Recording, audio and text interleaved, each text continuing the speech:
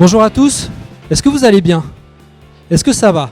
Quand je prends le micro comme ça, j'aime toujours bien demander « Ah, c'est gentil, j'ai un verre d'eau. T'as que de l'eau? T'as pas du rhum ou un calvados ou... » Une petite lichette dedans. Je suis de Normandie, donc du Calva, on va y aller. J'aime bien quand je prends le micro comme ça, demander si l'auditoire qui est en face de moi va bien. Donc voilà, qui va bien? Ouais? C'est super. Ouais, bon, il y en a certains qui vont un peu moins bien, j'en vois une ici en face. Moi, j'aimerais vraiment pouvoir honorer le groupe de chant que vous avez là, le groupe de louange. Ce matin, il vous a emmené dans la louange et dans l'adoration avec un cœur qui était sincère. On sent quelque chose, il y a quelque chose qui se passe.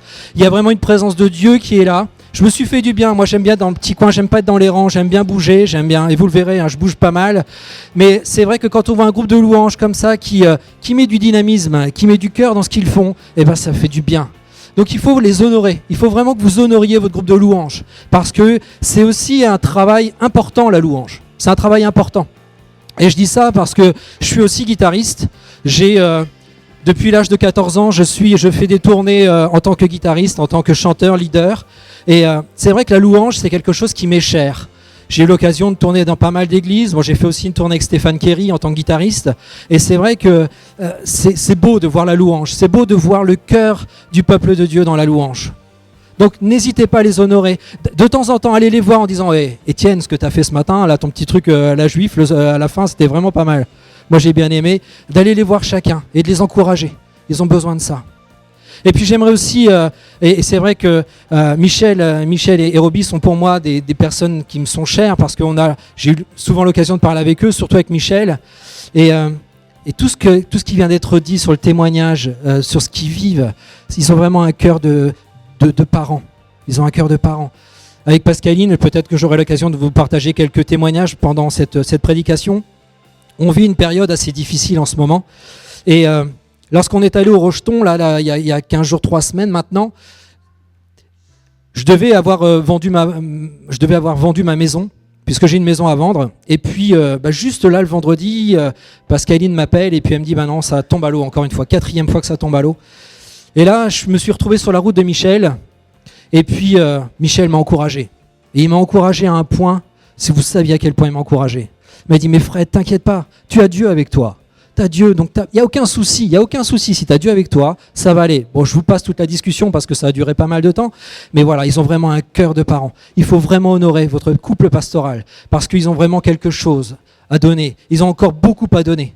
Et ça, c'est vraiment quelque chose qui est très cher. Ça va toujours? Ouais? Avant de commencer, j'aimerais aussi vous présenter donc ma famille, puisqu'on est venu à 4. Donc moi, je suis Frédéric Pouliquin. Donc tout le monde m'appelle Fred. Donc on est 2 Fred là-bas à Lille avec Fred Albrecht. Donc on habite sur l'île. Je fais partie de l'église du Phare. Donc je suis ancien dans l'église du Phare avec Antoine Nosek. Donc on a 2 couples d'anciens là-bas avec Paul et Sandy. Et puis je suis venu avec mon épouse Pascaline et puis mes enfants Cassandre et Nicolas qui sont là. Donc voilà, comme ça au moins vous connaissez notre famille. Et puis bon, ils sont là tous sages. Voilà. Et ça fait plaisir parce qu'ils sont venus avec moi. Donc ça fait vraiment plaisir. Est-ce qu'il y a ce matin des personnes qui sont venues un peu avec des sabots de plomb ici? Ils se sont dit, bon d'accord, je vais au culte, j'y vais, je fais l'effort. Tout à l'heure tu parlais de donner un prix, de payer un prix quand on est comme ça, à la fois soit dans le ministère mais aussi dans le royaume de Dieu. On paye un prix, il y a quelque chose qui est là. Mais des fois on peut être le dimanche matin, on peut se lever et puis très bien se dire, oh là là, si je pouvais rester à la maison, rester un petit peu à dormir, ça me ferait quand même du bien. Mais comme c'est Jésus, comme j'aime Jésus, j'y vais quand même. Est-ce qu'il y a des personnes ici qui sont venues avec pas cette appréhension, c'est pas une appréhension, mais c'est vraiment le fait de dire waouh, si je pouvais rester quand même un peu chez moi, ça me ferait du bien. J'aimerais vous encourager. Ouais, je vois une main là-bas. Bon, j'ai 1 ou 2 mains. Donc tous les autres, vous avez le feu alors. Ça va? Vous avez un feu là? Ouais? Bon, c'est bien. Pourquoi je pose cette question-là? Tout simplement parce que j'ai envie de vous encourager. J'ai vraiment sur le cœur de vous encourager. Parce que, en tant que chrétien, eh bien, on est j'aurais tendance à dire plus à même de se prendre des choses dans la face, comme on dit, qui sont encore plus fortes. Parce que on a à la fois le diable qui veut nous attaquer, et qui nous attaque, qui s'en prive pas, ça c'est sûr. Ah, il y va même cash, on va dire. Et puis à côté de ça, on a un Dieu qui nous dit, moi je permets le temps d'épreuve, parce que pendant ce temps d'épreuve, vous allez vous former, vous allez grandir spirituellement. Et c'est vraiment quelque chose que moi j'aime. Ça, c'est Dieu qui vous dit ça en disant, moi j'aime ça. Vous êtes d'accord avec ça? Ouais? Alors moi j'aime bien les amen, j'aime bien les amen, j'aime bien les oui, j'aime bien vas-y Fred. Bon. Donc, ouais, ça y est, j'en ai eu un. Et j'aimerais vous encourager. Alors, ce que j'ai aussi l'habitude de faire, c'est pour moi une bonne habitude parce que j'aime bien ça, mais j'ai un PowerPoint. Toujours, j'ai des dias qui passent. Vous voyez, donc là, j'ai normalement ma première qui devrait passer. Si normalement, t'as pas débranché le récepteur? Non? Bon, je vais te laisser faire parce que ma commande ne veut pas. Voilà. Le thème de mon prêche ce matin, je l'ai appelé « Ferme dans l'adversité ». Voilà, j'en ai déjà touché 2, je peux arrêter. Amen. On va prier. Voilà. Alors, préparez-vous parce qu'après on va prier pour elles. On va les faire venir là et pour elles avec un S. Elles sont plusieurs. Ferme dans l'adversité. Est-ce qu'il y en a ici aujourd'hui qui sont dans l'adversité? Oui, vous, je vous avais repéré déjà. Ça, ouais. Et moi, je peux lever la main aussi. Et je pense que ici, si vous ne l'êtes pas, je vous rassure, vous allez l'être. Pourquoi ? Parce qu'on a un Dieu qui est tellement grand qui veut voir notre réaction dans l'adversité. Il veut voir comment on va rester ferme dans l'adversité. Il veut voir à quel point vous êtes capable de lui faire confiance. Et tout à l'heure, quand je parlais de cette discussion que j'ai eue avec Michel, il a été cash, il m'a dit « Mais Fred, si je t'expliquais moi, si je te racontais tout ce que j'ai vécu dans ma vie avec des choses, il m'a parlé d'un bateau qu'il n'arrivait pas à vendre, etc. Peut-être que vous connaissez l'anecdote, moi je ne la connaissais pas. Il me l'a raconté, il me dit « Mais ce bateau, il était invendable et Dieu a permis que je le vende. » C'était une adversité pour lui parce qu'il ne savait pas quoi en faire de ce bateau. Et bien aujourd'hui, vous avez peut-être d'autres adversités. J'ai vu ce matin une dame qui me disait moi j'ai eu un accident, donc j'attends un miracle de Dieu. J'ai vu une dame qui m'a dit moi j'ai une maison à vendre, comme moi, exactement la même situation que nous avec Pascaline. Et elle me dit mais j'attends de voir Dieu agir. Et puis il y en a d'autres encore qui disent voilà moi je suis dans tel ou tel domaine de ma vie où j'attends vraiment la main de Dieu. Et je peux vous dire une chose, c'est que Dieu ne va pas vous abandonner si vous restez fidèle à Dieu, si vous restez dans l'obéissance. Parce que Dieu, il a toujours un regard sur tous ceux qui le servent, sur tous ceux qui ont envie d'aller plus loin avec lui. Et je suis sûr qu'ici, il y a un bon nombre d'entre vous qui avaient envie d'aller plus loin avec Dieu. J'ai une réputation. Fred a une réputation, c'est que j'attends avec une telle impatience de voir des grandes choses que ça me ronge là. Je suis sûr, je suis persuadé, c'est tatoué dans mon cœur, que très bientôt, très prochainement, et tu en parlais tout à l'heure, on va voir des grandes choses. Dieu va agir. Dieu va agir. Et c'est quelque chose qui me ronge. Et c'est vrai que ma réputation m'a précédé tout à l'heure. Quelqu'un qui me disait j'ai entendu un de tes prêches sur Internet, et c'est vrai que t'es celui qui aimerait voir des grandes choses. Ouais. Et je veux voir ça, moi. J'attends ça avec une telle impatience parce que je sais que Dieu a tellement de choses à nous donner, tellement de choses à faire avec nous, mais il a besoin d'ouvriers. Il a besoin d'ouvriers parce qu'il le dit lui-même dans sa parole. Il dit, la moisson est grande, mais il y a peu d'ouvriers. Et les ouvriers, ils sont là devant moi. Et j'en fais partie. Les ouvriers, on est tous là parce que Dieu a envie de chacun d'entre nous, parce que, Dieu a des promesses. Et pourquoi j'ai appelé mon prêche ce matin « Ferme dans l'adversité » ? Tout simplement parce que j'ai envie de vous parler des promesses. Parce que quand on prend la Bible, et je pense qu'on a tous la même, du moins je l'espère, quand on prend la Bible et qu'on feuillette la Bible, apprenez à avoir l'amour de la lecture de la Bible. C'est tellement bon de lire la Bible. Ça fait un bien fou. Et puis vous voyez toutes ces promesses que Dieu vous donne. Parce que Dieu, il a envie de ça. Il dit voilà, écoute, si tu fais ça, moi je ferai ça pour toi. Si tu fais ça, si tu obéis à tel commandement, moi je ferai ça pour toi.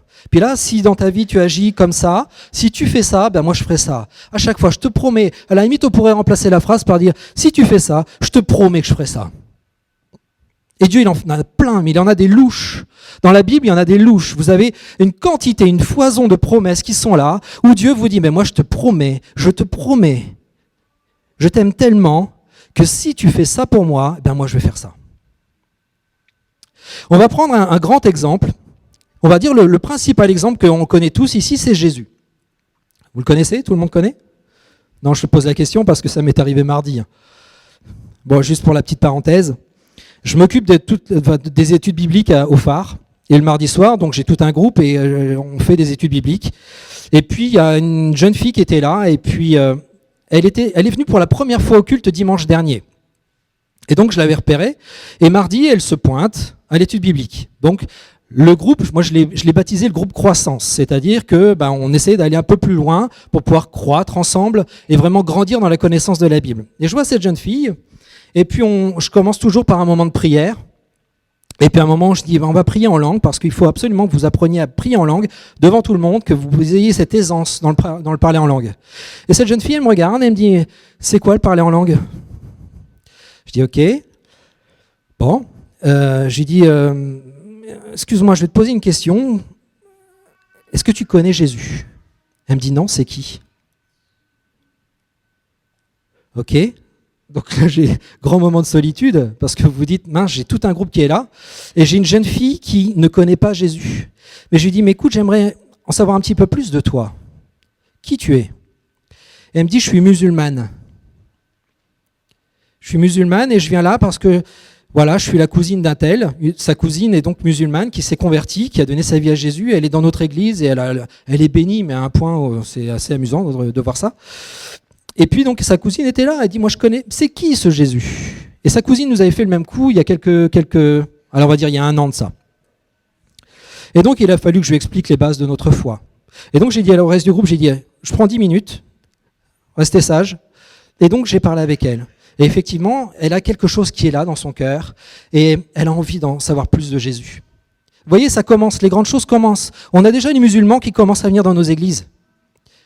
Et vous savez quoi? J'ai entendu dernièrement, alors je ne sais pas pourquoi je vous dis ça, mais dernièrement j'ai entendu dire que alors j'aime pas le terme de religion, parce que souvent on a tendance à nous mettre dans des religions, mais la foi chrétienne est la foi qui se développe le plus dans le monde. Aujourd'hui, le plus de conversions, c'est pas l'islam, c'est le christianisme. Donc il faut qu'on s'accroche parce qu'on va voir des choses. On va avoir des gens qui vont arriver, qui vont franchir le seuil de votre porte en vous disant vous êtes qui vous? Et on va devoir être prêts tous à être avec l'état de disciple, d'état d'adulte spirituel en disant ok, moi je vais te prendre entre 4 yeux et je vais t'expliquer qui je suis. Et qui Jésus est. Et ce qu'il fait dans ma vie. Et tout ce qu'il a pour moi de meilleur. Toutes ces promesses qu'il me donne. Le fait qu'il ait donné sa vie sur la croix pour moi. Eh bien moi je vais te le montrer pourquoi il l'a fait aussi pour toi. Et ça c'est génial. Ça c'est génial. Quand vous avez cette possibilité de pouvoir donner votre foi, de pouvoir montrer votre foi, de pouvoir exprimer cette grâce que l'on a. La grâce que l'on a. Parce qu'on est aujourd'hui sous la grâce. La grâce charis en grec. Prenez, j'ai fait une étude biblique là, sur 3 semaines où j'ai pris le thème de la grâce. Et dans le Nouveau Testament, la grâce, c'est le terme charis en grec. C'est celui qui revient le plus parce que c'est une faveur de Dieu, c'est la faveur de Dieu. Quand on prend les autres grâces dans l'Ancien Testament, alors il y a une foison, il doit y avoir une quinzaine ou une vingtaine de termes de grâce dans la Bible, en grec je parle, et quand on parle dans l'Ancien Testament de grâce, quand Dieu donne sa grâce, c'est de la miséricorde. C'est différent entre la faveur et la miséricorde. Mais bon, voilà, je ne vais pas vous faire mon étude biblique. Donc voilà pourquoi, moi, aujourd'hui, je suis sûr que les personnes qui sont ici dans l'adversité, Dieu a des promesses pour vous. Et Dieu, il a envie de ça. Et donc, on va revenir à notre exemple de Jésus. S'il te plaît. Je crois ça va. J'ai pris deux catégories de chrétiens. La première des catégories de chrétiens, il y a ceux qui disent « Waouh, Seigneur, qu'est-ce que je peux faire? What can I do ?» J'aime bien, c'est Charlie Brown. Pour ceux qui ne connaissent pas, c'est Snoopy. Ça date des années 80. Bon, je suis un vieux quand même, donc bon. Donc voilà. J'ai 44 ans, si vous voulez le savoir. Bon. What can I do? Charlie Brown, il est sur sa petite butte là, il est en haut de la butte et il ne sait pas comment descendre, ou il a un gant de baseball parce qu'il jouait pas mal au baseball. Mais il y a beaucoup de chrétiens qui sont comme ça, et qui sont sur une butte, qui sont dans une impasse, et qui se disent « Waouh, mais qu'est-ce que je peux faire ?» L'adversité, elle est là. Ils se disent « Je suis dans telle ou telle situation et je ne sais pas comment faire, je ne sais pas quoi faire. » Et c'est là où ces chrétiens-là ont besoin d'aide. Ils ont besoin à la fois de connaître et de rentrer dans les promesses que Dieu a pour eux, mais ils ont aussi besoin d'être entourés.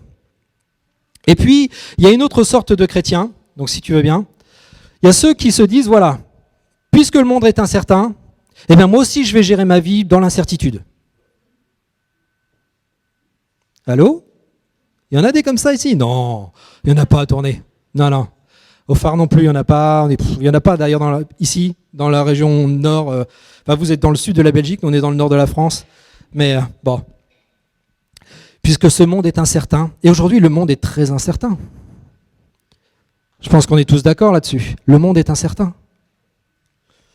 Et ce qui est dommageable, ce qui est très dommage, c'est qu'aujourd'hui, vous avez des chrétiens qui réagissent comme ça. Soit ils se disent, qu'est-ce que je peux faire? Voilà, la fatalité. Tout à l'heure, c'est Étienne qui disait, aujourd'hui, moi je ne veux pas être pessimiste.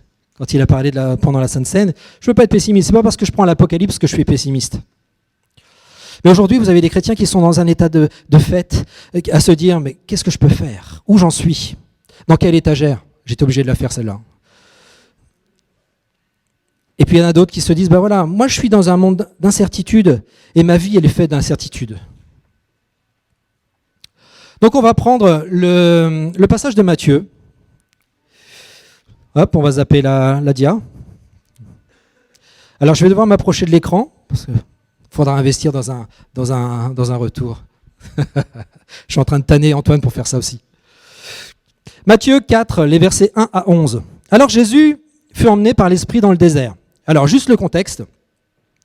Jésus commence son ministère, et puis il va voir Jean-Baptiste, et puis il dit, bah écoute, il faut que tu me baptises. Alors au début, Jean-Baptiste dit, non, c'est pas à moi de te baptiser, parce que je suis même pas digne de délier la lanière de tes sandales. Mais, et Jésus lui dit, non, laisse tomber, tu me baptises, point. Et donc, Jean-Baptiste le baptise, et une fois que Jésus est baptisé, qu'est-ce qui se passe? Il y a une colombe qui apparaît, le Saint-Esprit vient sur Jésus. D'accord? Jusque-là, ça va?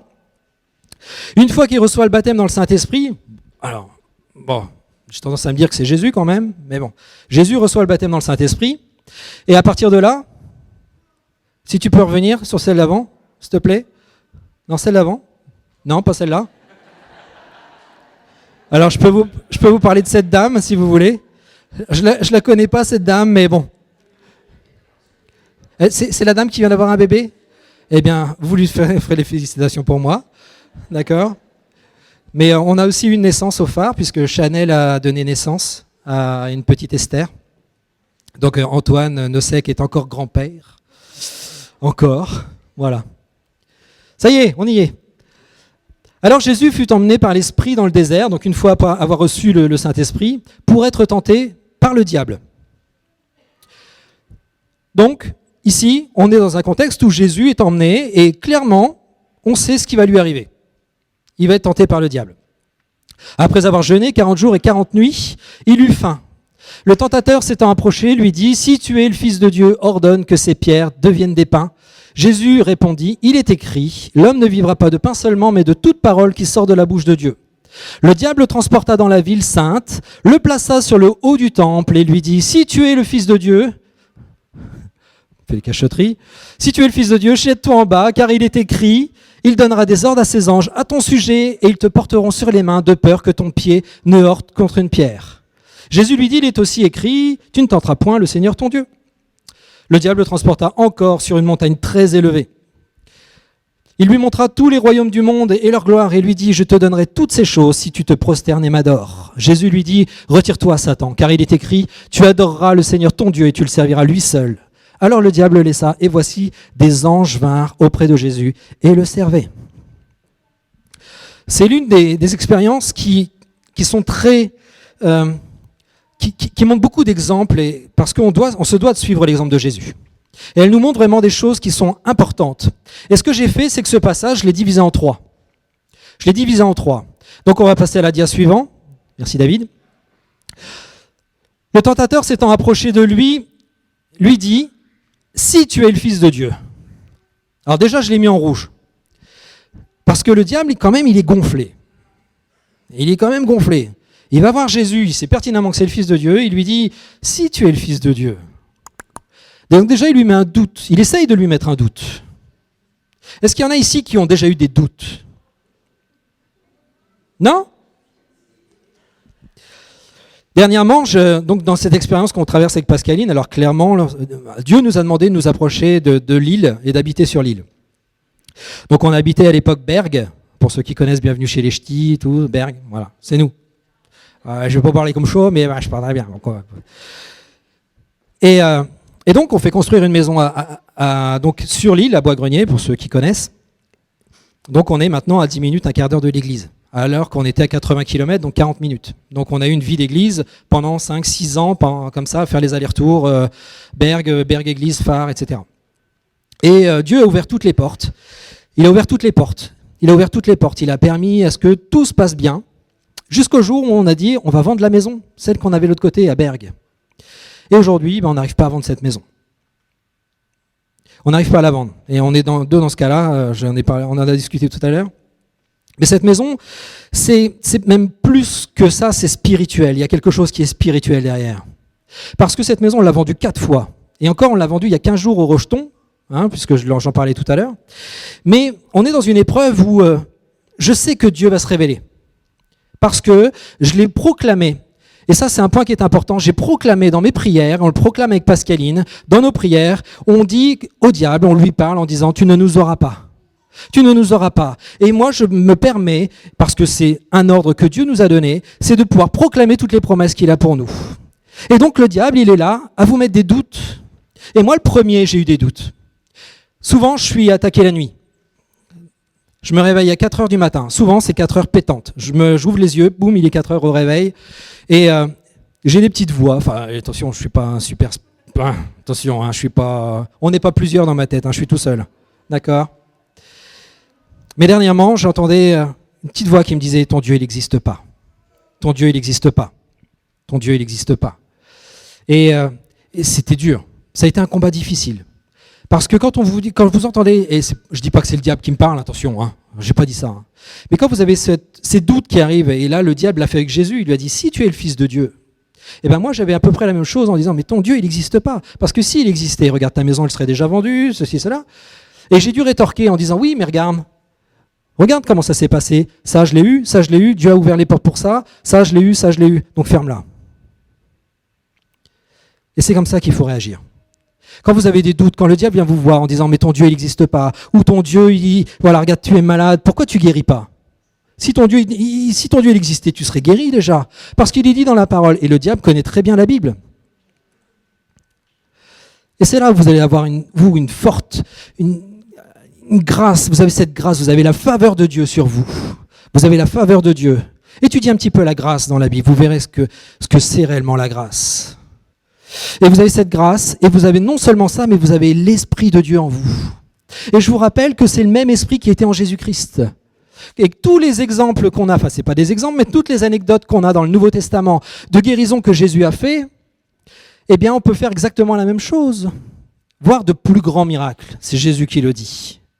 Parce qu'il dit même qu'on a la possibilité de bouger des montagnes avec un petit grain de sénévé. Le grain de sénévé, c'est la plus petite graine qui existe au monde. La plus petite. Donc, on a chacun des doutes.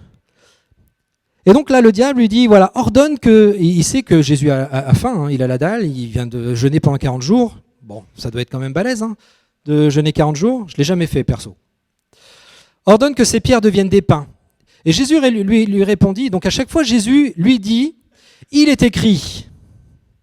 Il est écrit. Pourquoi il fait ça ? Tout simplement parce qu'on a besoin de rappeler au diable que déjà, il n'est pas plus grand que Dieu. D'accord ? Le diable n'est pas plus grand que Dieu. Donc quand vous êtes dans une épreuve et que ça dure, cette épreuve-là, sachez que vous avez un Dieu qui est plus grand que celui qui est dans le monde. Ça, c'est la Bible qui le dit. C'est pas moi. Et donc, Jésus lui répond, « Il est écrit, l'homme ne vivra pas de pain seulement, mais de toute parole qui sort de la bouche de Dieu. » Donc là, qu'est-ce que fait le diable ? Il vient voir Jésus et il va l'attaquer sur les choses, entre guillemets, matérielles. Parce que Jésus a faim, donc il lui dit, voilà, si tu as faim, vas-y, ordonne à ces pierres. Il sait très bien que Jésus a une puissance en lui qui est bien plus grande que la sienne. Et donc le diable essaye et se permet d'aller attaquer Jésus sur les choses matérielles. Mais Jésus, qu'est-ce qu'il fait ? Il arrive à retourner la situation en disant, ok, toi tu m'attaques sur les biens matériels, mais sache que moi, si j'arrive à retourner la situation en te disant que je ne vais pas me nourrir de choses terrestres, mais que si je me nourris de ce que Dieu est capable de me donner, eh bien Dieu va me donner au-dessus de ce que toi tu veux que je fasse. D'accord? Pourquoi je dis ça? Tout simplement parce qu'il y a un verset qui, je crois que je l'ai noté, c'est Matthieu, voilà, 6,33, j'arrive jamais à retenir cette référence. Recherchez d'abord le royaume de Dieu et sa justice, souvent on l'oublie celui-là, hein, et sa justice, hein. L'enlevez pas, hein, parce que c'est important. Recherchez d'abord le royaume de Dieu et sa justice, et toutes choses vous seront données par-dessus tout. Alors j'ai souvent coutume de le dire quand je prêche, demandez pas une Ferrari, hein. C'est pas une Ferrari, sauf si vous avez les moyens, hein. J'ai rien contre. Hein. Mais à partir du moment où vous allez vouloir des choses avec Dieu qui sont conformes à sa parole, il n'y a pas de raison que Dieu ne vous les donne pas. Il n'y a pas de raison. Parce qu'il le dit aussi, hein, si j'ai un de mes enfants qui vient pour me demander un bout de pain, je ne vais pas lui filer un scorpion. Parce qu'on est conforme à sa parole, on est conforme à ce que Dieu veut nous donner. Et donc ça, c'est un point qui est super important. Maintenant, la Ferrari, hein, si vous avez l'occasion d'en acheter une, appelez-moi. Pas parce que j'en vends, mais j'ai envie de l'essayer.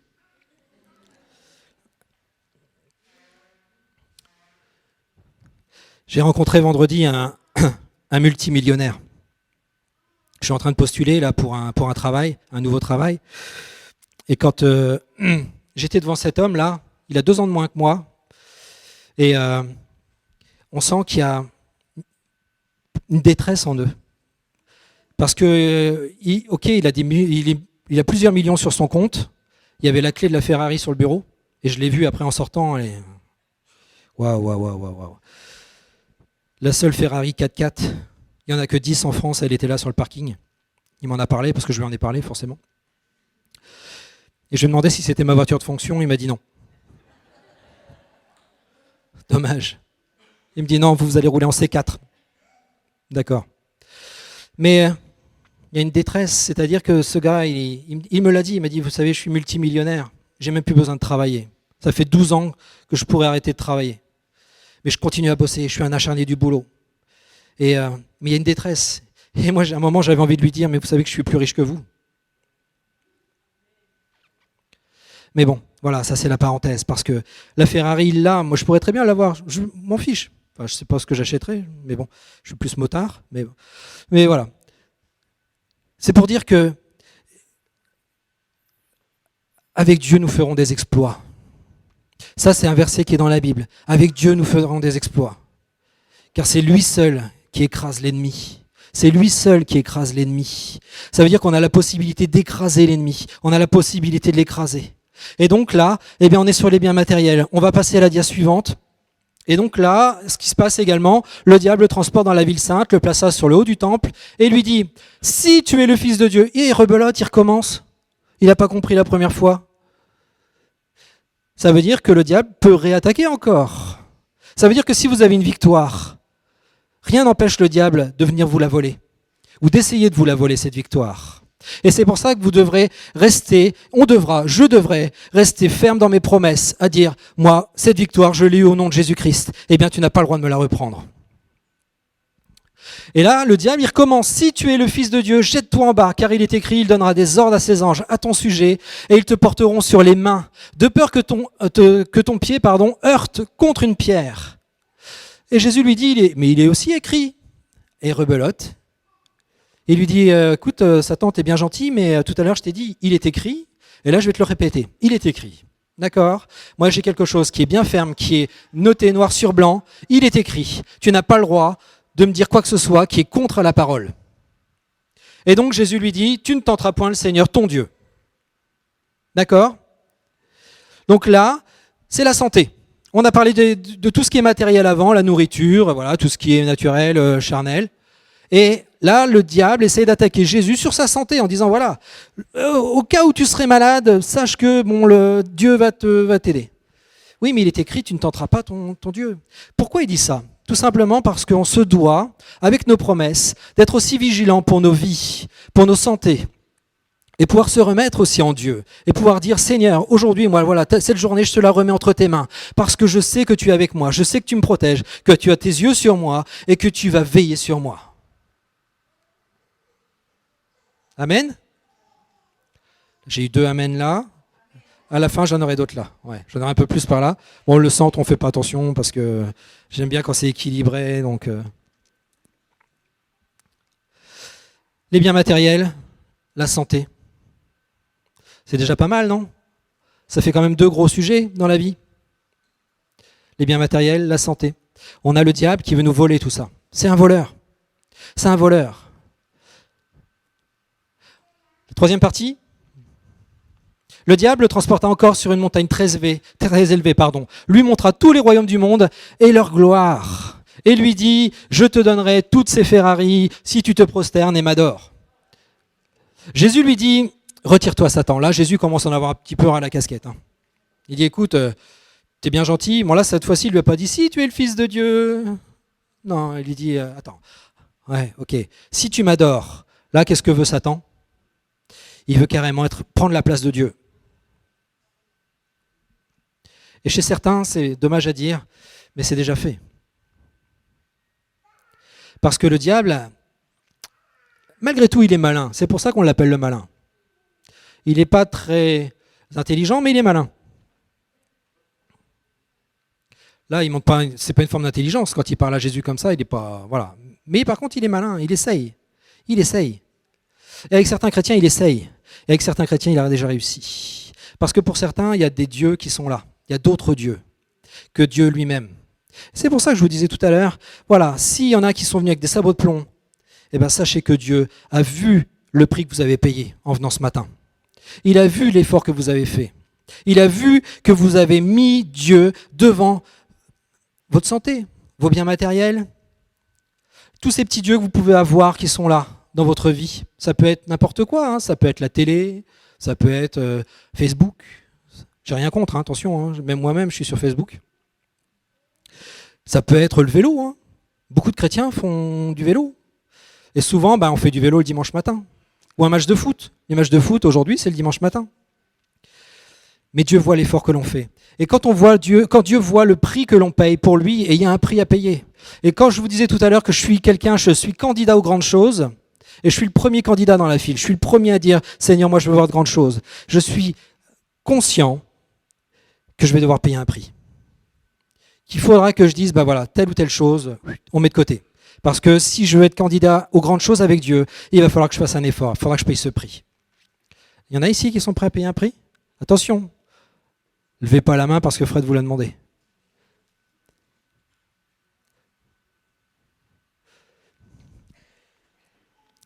Retire-toi, Satan, car il est écrit, tu adoreras le Seigneur ton Dieu et tu le serviras lui seul. Lui seul. On le chante, ça. Je suis très attentif, dans les moments de louange, aux paroles qu'on chante. Je suis très attentif à ça. Parce que quand on prend vraiment conscience des paroles que l'on chante, il y a des moments où on ferait bien peut-être de s'abstenir. Vous êtes d'accord avec ça?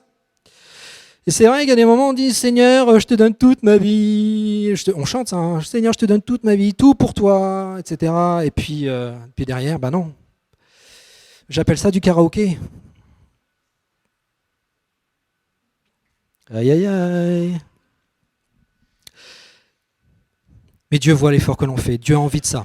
Dieu, il a envie qu'on puisse continuer à avancer. Dieu, il est là. Il se dit, même si tu chantes des paroles et que pour l'instant, ce ne sont que des paroles, mais dans ta vie un jour, tu les as chantées, je ferai en sorte qu'elles deviennent vérité. Et c'est ça, Dieu. C'est comme ça qu'il veut agir avec vous, avec moi, avec chacun d'entre nous ici. Il veut faire en sorte que l'on puisse arriver dans une plénitude spirituelle qui font que l'on est des disciples. Parce qu'aujourd'hui, on se doit d'être des disciples. Et qu'est-ce que c'est un disciple? C'est quelqu'un qui est discipliné. Il est discipliné, ça veut dire que cette personne-là, il va voir Jésus, il dit, ok, moi, quand tu dis recherchez d'abord le royaume et la justice, je suis juste devant toi, Jésus. Je recherche ta justice. Je suis un juste. Je suis justifié devant Jésus. J'ai ta grâce. Je suis sous ta faveur.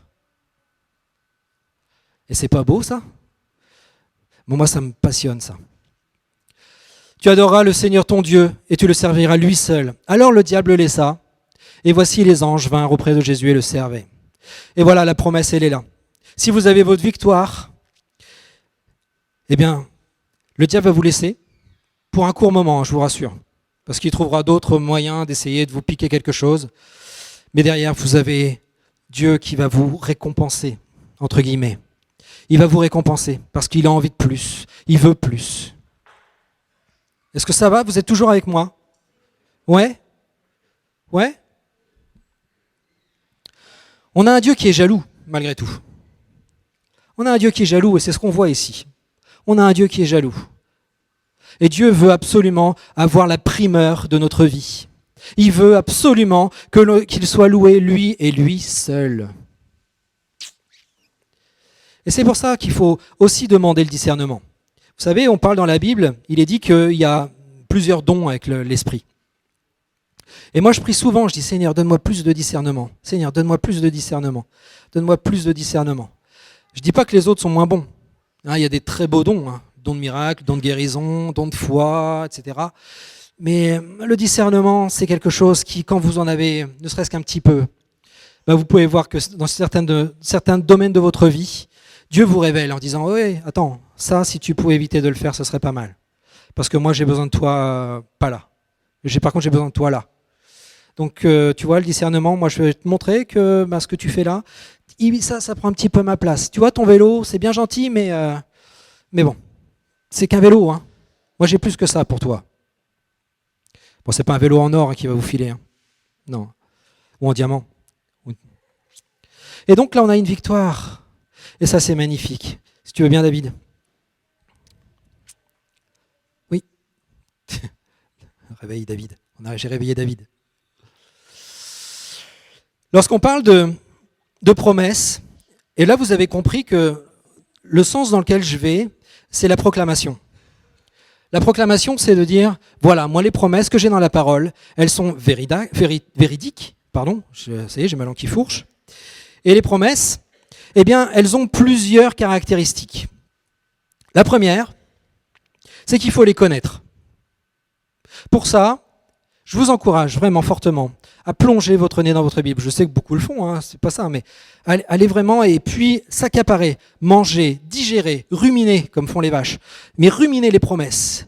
Et c'est ce que dit la parole. On doit toujours cogiter à la parole. On doit toujours être en train de dire, ouais, mais là, ce passage-là, il me dit ça, tac, tac, tac. Mais donc les promesses, on se doit de les connaître pour pouvoir, il parle sans moi, pour pouvoir vraiment rentrer dedans. Ensuite, il y a une notion d'y croire. Il faut croire dans ces promesses. Et ça, pour le domaine de croire dans les promesses, c'est la foi.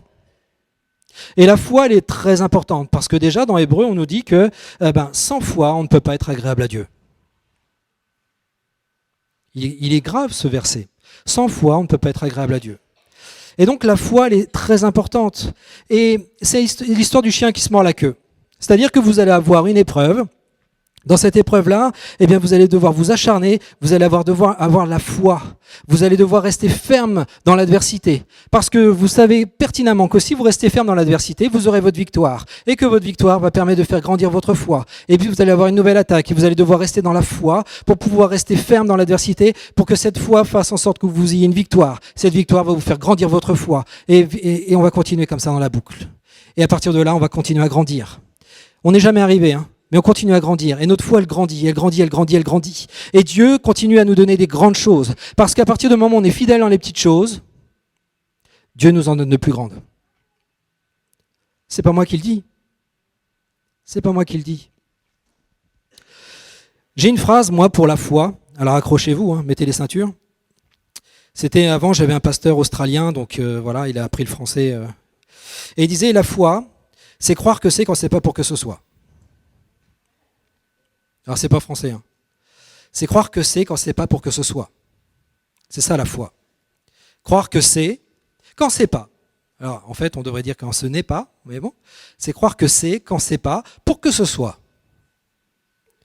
C'est la Bible traduite à la version Franz Enzelmann qui était mon pasteur australien. Mais c'est ça la foi. C'est croire que c'est quand c'est pas pour que ce soit. Parce qu'avec la foi, on est capable de déplacer des montagnes. On est capable de rentrer dans nos promesses. On est capable... Non, je dois la refaire? Non? Bon.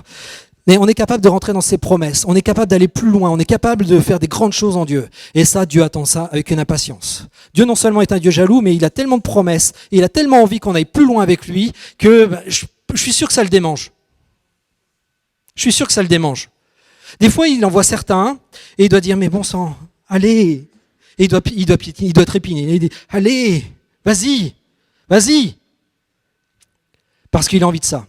Et quand il envoie certains qui bougent, il dit, ouais, vas-y. Et puis il encourage. Et puis il est là, il est derrière. Il dit, vas-y, je te pousse. Et puis si ça va pas, je vais te tirer. Et si t'es pas bien, je vais te porter. Et voilà. Parce que c'est ça, Dieu. Dieu, il a envie de plus. Et c'est pour ça, si vous êtes dans l'adversité, si ce matin vous êtes venu avec des pieds de plomb, sachez que si vous vous approchez de Dieu, lui ne va pas vous abandonner. Parce qu'il a envie, il trépigne, il est là, mais vas-y. Comme le foot. Alors je ne suis pas un footeux, mais quand vous voyez les supporters avec les banderoles et tout, je suis sûr que Dieu, il a plein de banderoles. Et il en a une avec Fred dessus. Vas-y, Fred, vas-y. Parce que Dieu, il a envie de ça. Il sait que Fred, il a un cœur pour lui. Il sait que Fred, il boue pour lui. Et il sait que Fred, il a envie de grandes choses. Et Dieu, il est là, mais ouais, vas-y, on y fera, Fred. Bon, là, tu trébuches. Ah, t'as trébuché. Attends, je te relève. Et voilà, je te remets sur tes pieds. Bon, allez, essaie de plus trébucher. Mais il trébuche encore une fois. Vas-y, je te relève. Allez, je te remets sur tes pieds. Il a une patience d'or. Et donc, les promesses, vous devez les connaître. Je vais dire on d'ailleurs. On doit les connaître, parce que je ne vais pas dire que je les connais toutes, mais je continue à les découvrir et je continue à essayer de les mettre en place. Et quand vous priez le matin, quand vous avez votre moment avec Dieu, vous les proclamez ces promesses. Voilà, Seigneur, dans ta parole, il est dit que, tac, tac, tac, tac. Moi je crois à ça et je veux voir ça dans ma vie. Il est aussi dit dans ta parole que, si je fais ça, tac, tac, tac, tac, tac, moi j'aurai ça. Voilà, Seigneur, moi je proclame tes promesses. Et tes promesses, elles vont faire en sorte que le diable me laisse un peu tranquille. Ensuite, une fois que vous les avez connus, que vous y avez cru, la proclamation que vous allez avoir, vous allez devoir faire attention. Et c'est pour ça que j'ai mis cette dia. Mardi, j'ai fait une étude, à l'étude biblique, sur la langue. La langue, alors je fais les attitudes du royaume en ce moment, donc la langue, je vais faire les paroles, je vais faire les pensées, mais j'ai commencé par la langue parce que la langue, il nous est dit que la langue est le pire des outils, c'est la pire arme que l'on a tous ici. Et c'est elle qui va faire que vous ayez soit un esprit d'accouchement ou un esprit d'avortement. Et il y a des chrétiens qui ont un esprit d'avortement. Oh ouais, mais moi, de toute façon, Dieu ne peut rien faire avec moi. Boum, malédiction. Oh ouais, de toute façon, moi, je suis comme ça. Depuis tout petit, je suis comme ça. Je ne peux pas changer, je suis trop vieux. Boum, malédiction. Et tout ça, on doit briser après. Après tout ça, ça doit être brisé. Moi, quand j'étais petit, on m'a souvent dit, de toute façon, Fred, toi, t'es bête. T'es bête. Vous savez ce qui s'est passé dans ma vie ? J'ai arrêté l'école en seconde. L'école, je m'en foutais. J'ai arrêté l'école en seconde. J'ai dû reprendre mes études une fois que je me suis marié. Et j'ai repris mes études là. Et aujourd'hui, je suis ingénieur, ok. Mais j'ai dû reprendre mes études parce que j'ai dû combattre ça. Parce que quand j'étais petit, on m'a dit, Fred, de toute façon, toi, t'es bête. T'es nul. Effectivement, quand j'étais petit, je rêvais qu'une chose, c'était de conduire des camions. C'était mon rêve, conduire des camions.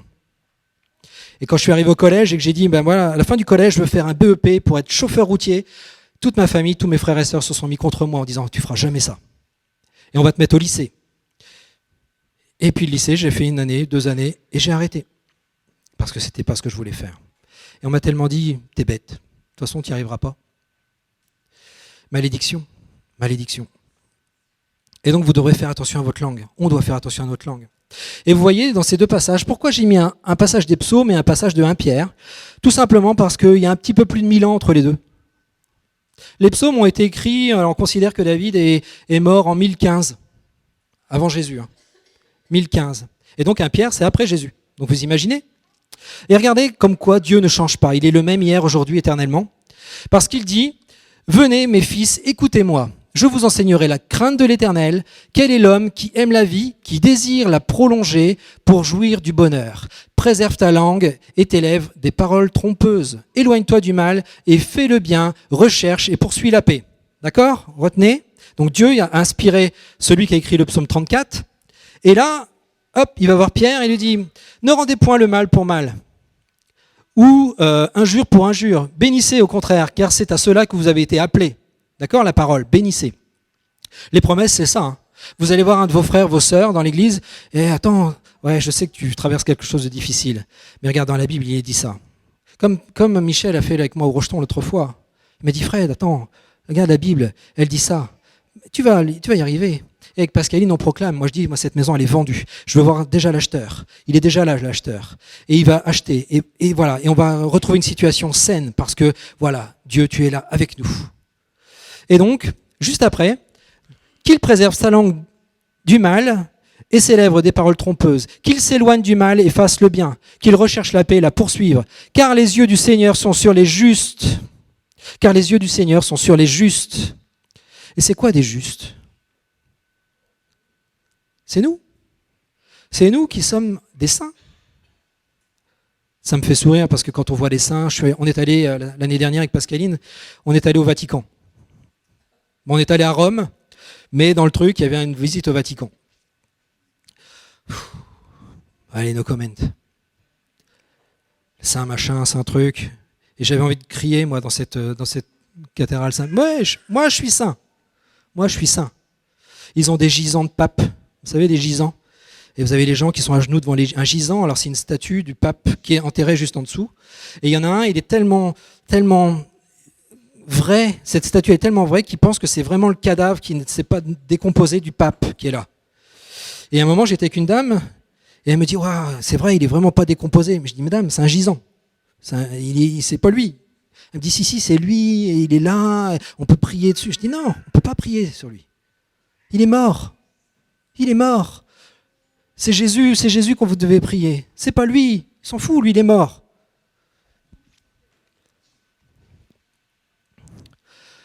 Qu'il s'éloigne du mal, voilà. Et donc, car les yeux du Seigneur sont sur les justes et ses oreilles sont attentives à leurs prières, mais la face du Seigneur est contre ceux qui font le mal. Donc la parole est importante. Je vais accélérer un petit peu, je vais bientôt m'arrêter. Donc les proclamer et entrer dans la victoire. Entrez dans la victoire. Entrez dans la victoire. À partir du moment où ces promesses, vous rentrez dedans, forcément vous avez la victoire qui est à la clé. Entrez dans la victoire. Et à partir de là, quand vous entrez dans la victoire, n'hésitez pas à venir dans votre église et à dire, ouais Michel, ou celui qui est là, à dire, j'ai un témoignage parce que Dieu m'a donné une victoire. J'avais un combat dans ma vie, et puis voilà. Et ça encourage tous les autres qui sont là. Moi, je le fais souvent quand je suis au phare. Je commence, je monte sur l'estrade, je m'apprête à prêcher, je dis, voilà. Est-ce qu'il y en a ici qui ont des témoignages? Est-ce qu'ils ont vécu des choses dans la semaine où Dieu a répondu à des prières? Et des fois, il y a des gens qui disent, oui, moi. Et ils viennent, et je leur donne le micro, je dis, vas-y, explique. Alors je dis, ouais, vas-y, fais court parce que tu vas me grignoter du temps sur ma prédication, mais vas-y. Et on a des victoires. Il y a des belles victoires. Il y a des belles victoires qui sont là. Je vais juste prendre 2 minutes. La prochaine dia, c'est une petite vidéo que je vais vous passer. Mettez-vous à la place du personnage principal. Je ne vais pas dire ce que c'est le personnage principal, parce que vous allez me dire, Fred, t'exagères quand même un peu, mais bon. Mais voyez les promesses que vous essayez d'attraper, dans lesquelles vous voulez avoir, vous voulez vous les accaparer. Mais le combat, il est là. Le combat, il est là pour avoir vos promesses. Vas-y, David. Tu vas avoir un souci? Si tu cliques dessus, tu cliques sur l'image et tu vas voir, normalement, ça va partir. Non? Bon. Ah, c'est dommage. Pour ceux qui veulent, je leur donnerai les coordonnées sur YouTube, elle est vraiment extra. Alors, c'est un petit cochon. C'est un petit cochon qui a un bocal de cookies sur un frigo. Et il fait tout pour essayer d'attraper le bocal de cookies. Mais tout. D'accord? Il saute en parachute, il prend une perche, etc., etc. Et en fait, cette image, non pas parce que voilà, c'est un petit peu humoristique, mais on se dit que les promesses que Dieu a, elles sont là, elles sont sur le frigo. Et Dieu dit, vas-y, serre-toi. Elles sont là, tes promesses. Vas-y, tu as juste à les prendre, et puis tu t'en sers, tu les manges, tu les digères, tu les rumines, parce que ces promesses, elles sont pour toi. Et j'aurais bien aimé que vous la voyiez, cette vidéo. C'est pas possible? Non? Elle est sur ma clé, la clé rouge. Et normalement, tu devrais la voir. Elle est en vidéo dessus. Et ça va lancer le quick machin. Et donc voilà.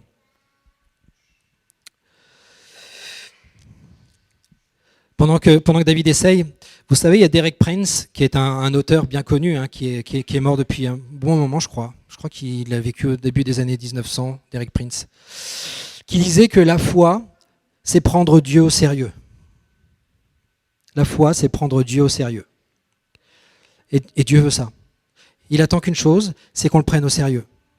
C'est que l'on puisse dire, Seigneur, ok, voilà, moi ces promesses, toutes les caractéristiques que j'ai données, voilà, La première des choses, c'est que je les vois, je les assimile. Ensuite, j'y crois. Ensuite, eh bien, je vais avoir la foi pour rentrer dans cette promesse. Et tout se dérouler va faire que je vais rentrer dans la victoire. Je vais rentrer dans la victoire. Je vais rentrer dans la victoire. Est-ce que vous avez envie de ça?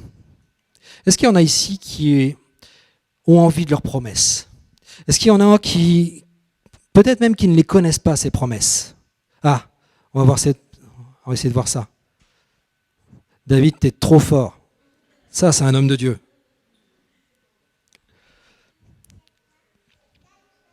Maintenant, il faut mettre sur play.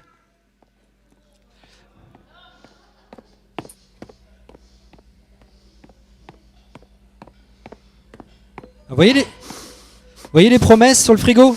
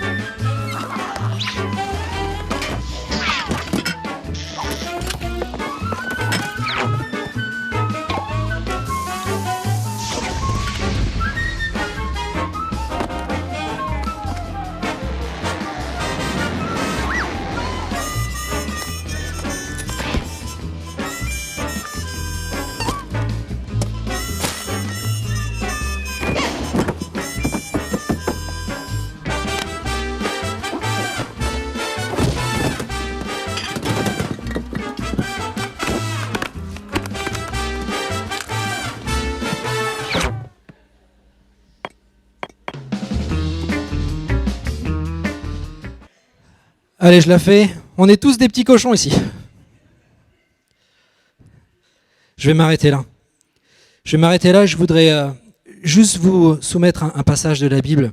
Et ça, c'est amusant parce que c'est un passage qui m'a beaucoup marqué il y a quelques semaines de ça, quand on était au plus bas avec Pascaline dans cette épreuve qu'on traverse. Et puis, on est allé à une pastorale il y a 2 mois. Ouais, il y a 2 mois. Enfin, il y a 1 mois, c'est là, voilà. Et Michel, il a rappelé ce passage. Et ça m'a touché au plus profond du cœur. Je suis allé le voir après en disant « Michel, wow, ce passage que tu as donné de Jérémie, c'était pour moi. C'était pour moi. » Il m'a dit « Ouais. » Alors, je connais moi, donc c'est 29, Jérémie 29, de 11 à 13. J'aime bien le 11, mais on va aller jusqu'à 13. Je connais moi, donc c'est l'Éternel qui parle, les desseins que je forme à votre sujet. Desseins de paix et non de malheur. Desseins de paix et non de malheur, afin de vous donner un avenir fait d'espérance. Alors vous m'invoquerez et vous pourrez partir Vous intercéderez auprès de moi et je vous exaucerai. Vous me chercherez et vous me trouverez, car vous me chercherez de tout votre cœur. Il y a même le début du 14 qui dit « Et je me laisserai trouver ». Je me laisserai trouver. Elle est précieuse, cette Bible. Qu'elle est précieuse. Gardez-la, comme ça, près du cœur. Lisez-la. Elle fait un bien fou. Parce qu'elle est pleine de choses qui sont pour vous, pour votre vie. Et moi, j'ai vraiment envie de vous exhorter à rechercher vos promesses, à rechercher la face de Dieu, à rechercher, à vous incliner devant Dieu en disant « Seigneur, voilà, je suis... » Même si vous avez un peu d'infériorité, vous vous dites « Seigneur, je suis vraiment petit devant toi, parce que c'est vrai. Mais Seigneur, moi, je voudrais connaître les promesses que tu as pour moi. Je voudrais que tu m'en donnes plus, parce que j'en veux plus. Je veux pouvoir continuer à grandir. Et je voudrais que tu me révèles ces promesses. » Et je vous encourage, peut-être que beaucoup ici le font. Et c'est pour ça que je voulais vous encourager à continuer. Moi, je connais des promesses dans ma vie. Je ne les connais pas toutes, mais j'en connais pas mal. Parce que je sais que Dieu a de belles choses pour moi. Il a de grandes choses pour moi.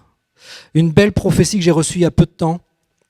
Donc, comme je vous disais, je suis candidat aux grandes choses. Être candidat aux grandes choses, ça, voilà, qu'est-ce que ça veut dire? Ça veut rien dire. Et puis un jour, j'étais dans une réunion d'intercession au phare, et il y a une jeune fille qui vient me voir, elle me dit, elle connaissait pas trop ça, elle connaissait pas trop ma vie.